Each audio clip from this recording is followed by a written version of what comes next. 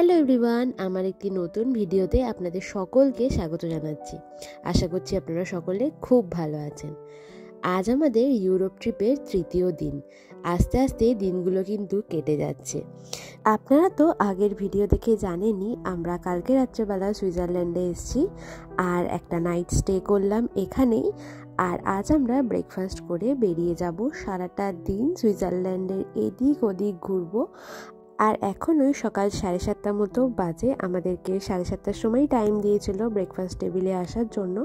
আর আমরা এখন খাওয়া দাওয়াটা সেরে নিই, আবার গিয়ে রেডি হব। ব্রেকফাস্টটা কমপ্লিট করেই আমরা ঠিক টাইম মতো চলে এসেছি বাসের সামনে।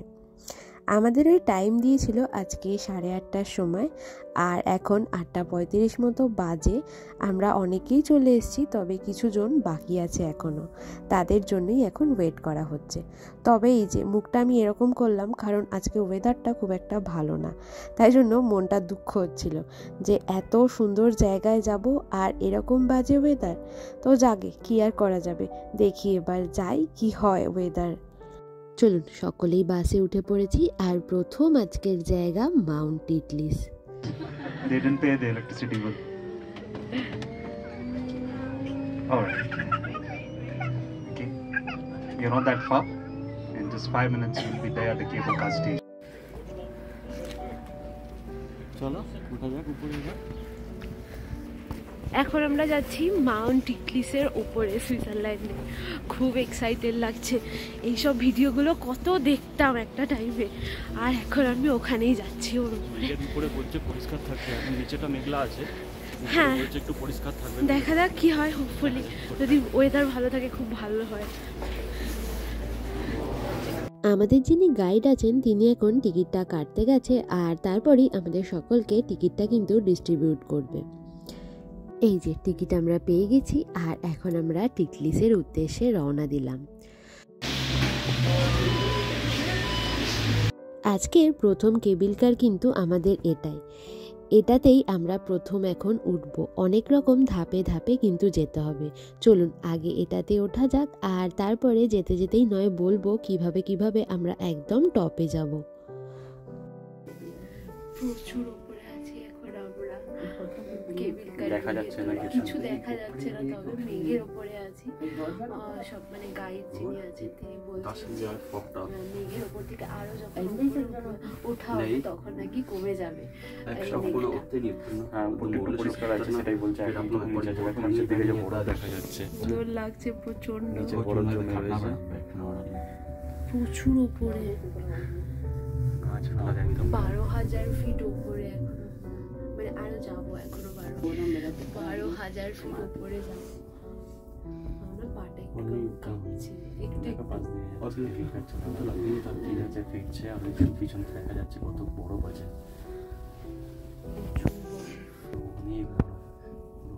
ভিজিবিলিটি অনেকটাই কম আজকে, পুরো মেঘলা বলে।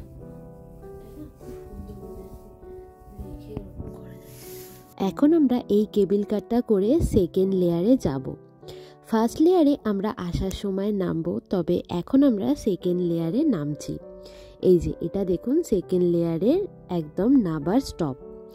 আর এখান থেকে এখন আমরা আবার ধরবো দ্বিতীয় কেবিল কার। আমরা যেই কেবিল কারটা করে এই দ্বিতীয় লেয়ারটায় এলাম, সেই কেবিল কারটার ক্যাপাসিটি 6 জন, আমরা ওই 5 জন মতো এলাম। আর এখন আমরা দ্বিতীয় কেবিল কারে উঠব।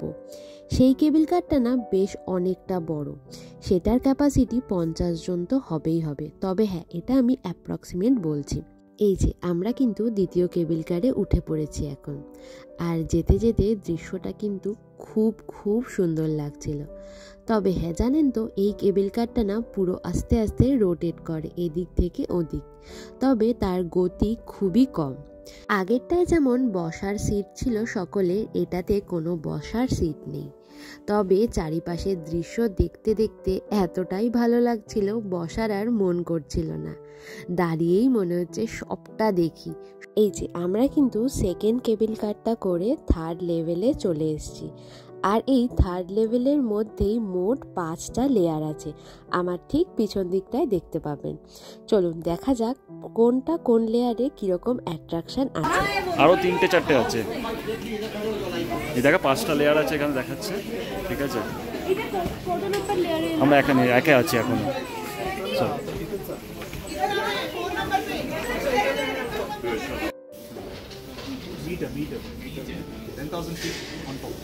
এই যে আর একটা টিকিটও কিন্তু আমরা হাতে পেয়ে গেছি, এটা হচ্ছে আইস ফ্লায়ারের টিকিট।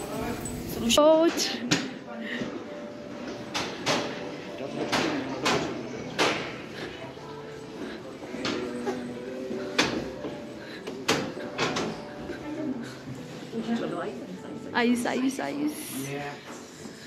এই 3rd লেভেলের প্রথম লেয়ারে আছে হচ্ছে আইস কেভ, যেটা হচ্ছে বরফের গুহা। আর এই বরফের গুহা তো আমি প্রথমবার দেখলাম, এত সুন্দর লাগছিল চারিপাশটা দেখতে। যেখান দিয়ে হাঁটছি সেটাও বরফ, ওপরেও বরফ, চারিপাশ বরফ। এটা তো গেল লেয়ার 1, আর লেয়ার 2টা কিন্তু এখন পুরোপুরি বন্ধ আছে। 3 নম্বর লেয়ারে আছে হচ্ছে রেস্টুরেন্ট, আইসক্রিম বার আর টয়লেট, সঙ্গে ফার্স্ট এড। আর লেয়ার 4-এ আছে হচ্ছে ফটো ল্যাব। আর এই যে এটা হচ্ছে লেয়ার 5। আর এটাই হচ্ছে সেই বিখ্যাত সুইজারল্যান্ডের মাউন্ট ইটলিস। এখান থেকে প্রত্যেকটা রেঞ্জ দেখা যায়। কতটা সুন্দর লাগছে না, আমি হয়তো মানে বললেও কম হবে। সত্যি অসাধারণ। স্বর্গ থেকেও যদি কিছু সুন্দর হয় সেটাই হচ্ছে ব্যাপার।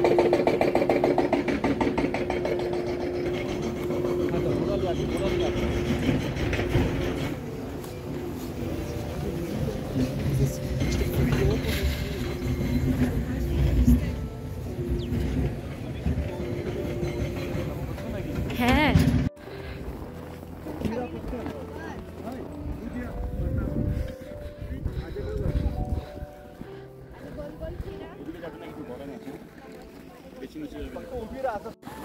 পুরো মনে হচ্ছে স্বর্গে চলে এলাম না? অসাধারণ, মানে কি বলবো, বরফই বরফ, মানে কত বরফ। আমি তো এত বরফ মানালিতে গিয়েও দেখিনি, কোথাও গিয়ে দেখিনি। ফার্স্ট টাইম এত বরফ দেখেছি। মানে দার্জিলিংয়েও যখন গেছি 0 পয়েন্টে, সেখানেও এরকম দেখিনি। ধারে যেও না। ও মাই গড, কি অসাধারণ বাবারে, কি মানে বলে বোঝানো যাচ্ছে না।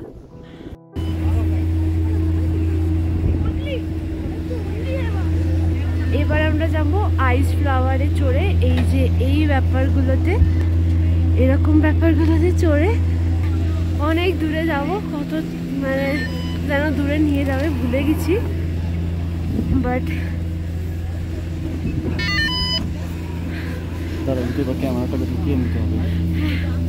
আমরা কিন্তু আইস ফ্লায়ার থেকে নেবে এখন সবে এই ব্রিজটাতে উঠবো বলে রওনা দিলাম।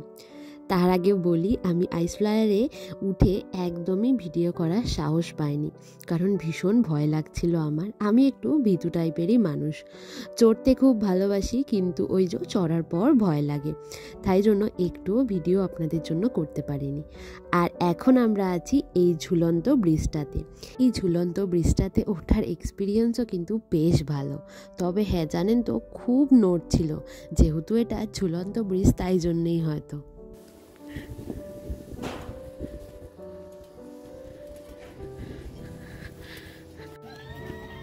Satu dua tiga, gaya lain mah. 1 2 3. Oke. Oke, এখন আমরা যাচ্ছি, আইস ফ্লাওয়ার থেকে নামলাম।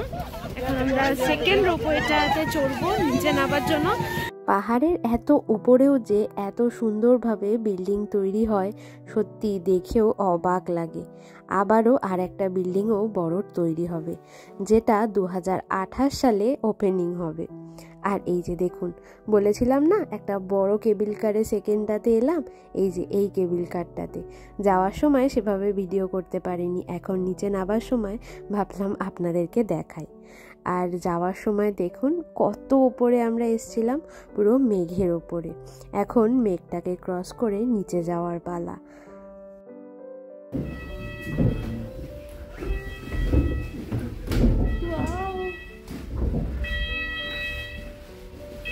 আমরা তো এতক্ষণ থার্ড লেভেলে ছিলাম, আর থার্ড লেভেল থেকে এখন আমরা নেমে চলে এসেছি এই মুহূর্তে সেকেন্ড লেভেলে। আর এই কেবিল কারটা করে এখন আমরা যাব ফার্স্ট লেভেলে।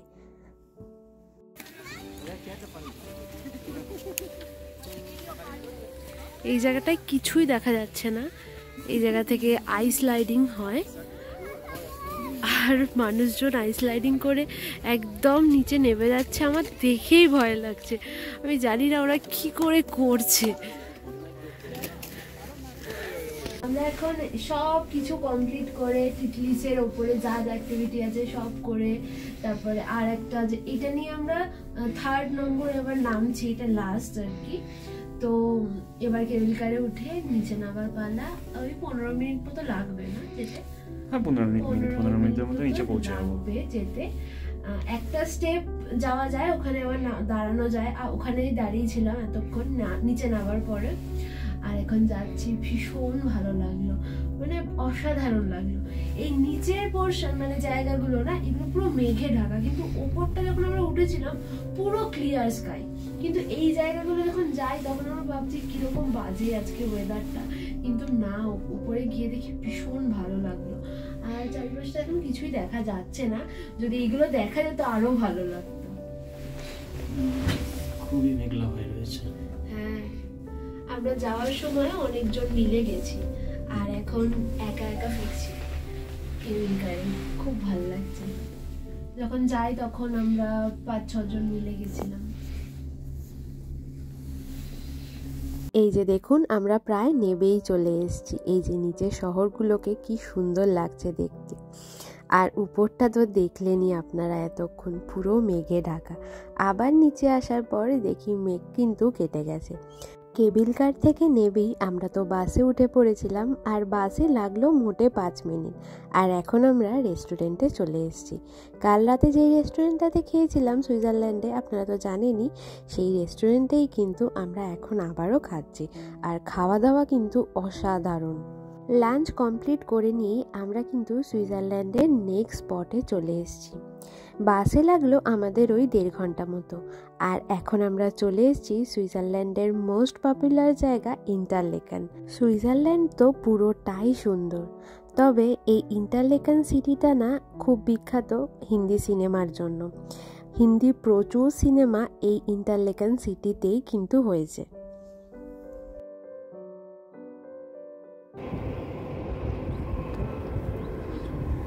এই ট্রেনটা যা সুন্দর হবে না।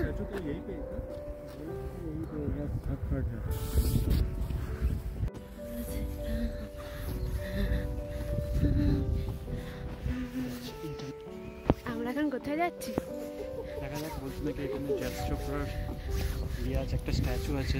এখানে অনেক শুটিং হয়েছে তো সিনেমার। হ্যাঁ, জ্যাক চোপড়ার স্ট্যাচুটাই খুঁজতে যাচ্ছি। আমাদের বলে দিল, এখন বাস থেকে নেমে যাচ্ছি। ইন্টারলেকেন সিটিতে এখন আছি, আর ইন্টারলেকেন লেকটাতে এতক্ষণ ঘোরা হলো। এখন আমরা এই ইন্টারলেকেন সিটিটা একটু ঘুরে ফিরে দেখব। তবে যতই ঘুরে ফিরে দেখি না কেন ততই যেন কম পড়বে। প্রত্যেকটা কোনায় কোনায় তো সৌন্দর্য লুকিয়ে আছে, তাই কোনটা ছেড়ে কোনটা দেখব সেটাই বুঝতে পারছিলাম না। এই জায়গাটা না আমার ভীষণ ভালো লাগছিল। আর জানেন তো, পাশ থেকে ট্রেন লাইন গেছিল, আর ওই ট্রেন লাইন দেখে আমাদের দুজনেরই মনে হচ্ছিল এখানে যদি ট্রেনে করে ঘুরতে পারতাম খুব ভালো হতো, কারণ সুইজারল্যান্ড ট্রেনে করে ঘুরলে ভীষণ ভীষণ ভালো লাগে। তবে ইচ্ছা আছে কোনোদিন যদি ভবিষ্যতে আমরা নিজেরা ট্যুর অর্গানাইজ করে আসি এই দেশটাতে, তাহলে আমরা এই ট্রেন জার্নি করেই ঘুরবো সুইজারল্যান্ডটা।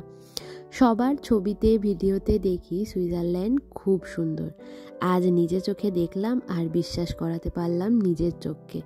আমরা চলে এসেছি এখন ইন্টারলেকেন সিটিতে ইয়াশ চোপড়ার স্ট্যাচু দেখতে। জানেন তো, এখানে প্রচুর ইয়াশ চোপড়ার ফিল্ম হয়েছে, তাই ইয়াশ চোপড়াকে এখানকার ব্র্যান্ড অ্যাম্বাসেডর বলা হয়।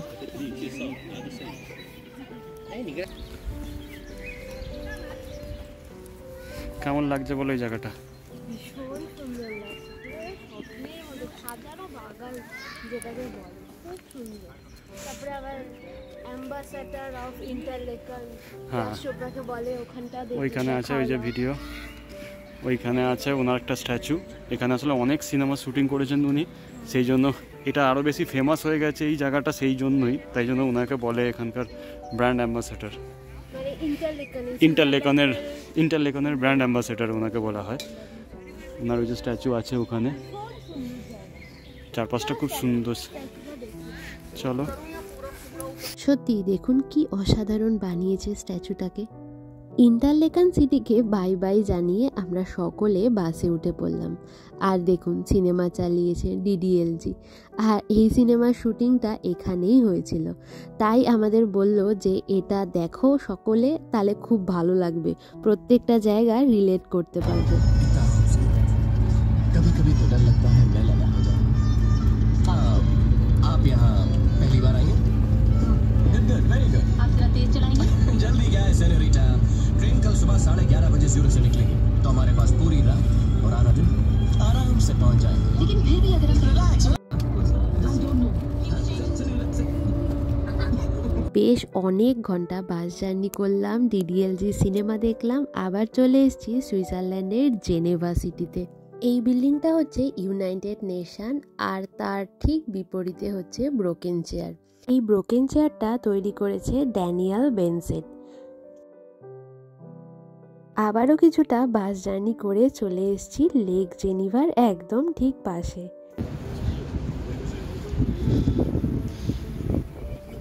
আমরা এখন আছি লেক জেনিভাতে।